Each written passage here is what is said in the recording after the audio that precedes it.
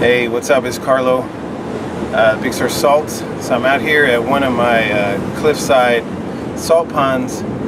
Somebody asked me a question the other day about the difference between kosher salt, sea salt. I mean, obviously how it's made and etc. However, the thing is there were larger crystals that she had, and she's like, well, it looks like sea salt, but it also looks like kosher salt.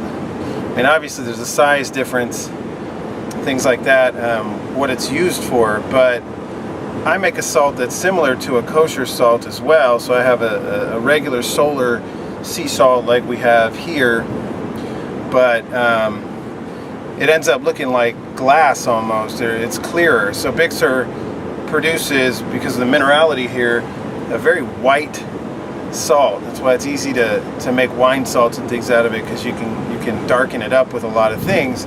But the clear salt, there's a little bit of a different process. You have to add something. Now nature does that, by herself along the way, which is why in some salt ponds I can do a pure white crystal, and some of them I get that glass, like almost glass transparency to it.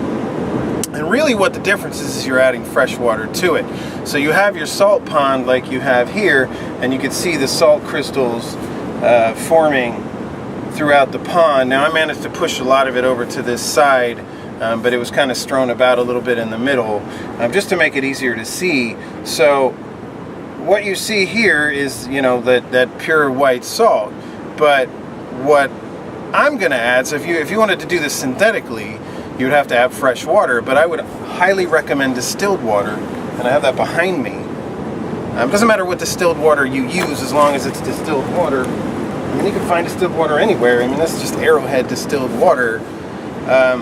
So if I wasn't out here, I could do it that way, or if I wanted to change the dynamic of one of the salt ponds, I could just add distilled water to it, and I would do that because it's cleaner probably than this.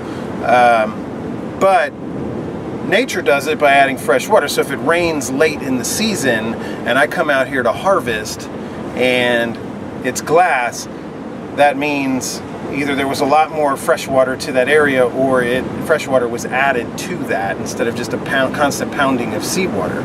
So you can really see the difference between the two crystals if you put them next to each other, where you have this white pure, just standard solar evaporated seawater, and then on this other hand you have this kind of glass transparent crystal structure, because fresh water was added right before the evaporation process finished. So that's really the key if you're out here. And if I was to come out to this salt pond, for example, and want to change the dynamic of it, I would just bring distilled water out here. Like if it hasn't rained a lot during the year, like some years, we get droughts where it's all that, that white crystal. If I wanted to really change that, I would wait until it, you start to see salt crystals like we have here forming, and then I would add distilled water to the pond and then let it re-evaporate down, and it just breaks down the minerality of it. And what really happens is you get the finished product is it's a sea salt, but it has similar characteristics of a kosher salt. So not only is it's a larger looking crystal than the kosher salt, but I mean, kosher salt was used really to extract blood from meats, things like that. So what you're going to get, because you've essentially starved the salt crystal, is when you use this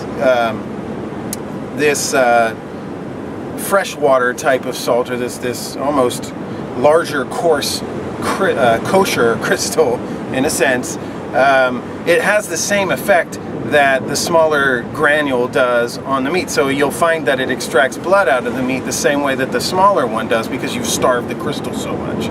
So really that's kind of the lesson for today. I just wanted to go into some process with you guys and show you a little bit about what I do out here, and how you can manipulate the salt pond to do different things for you. Thanks.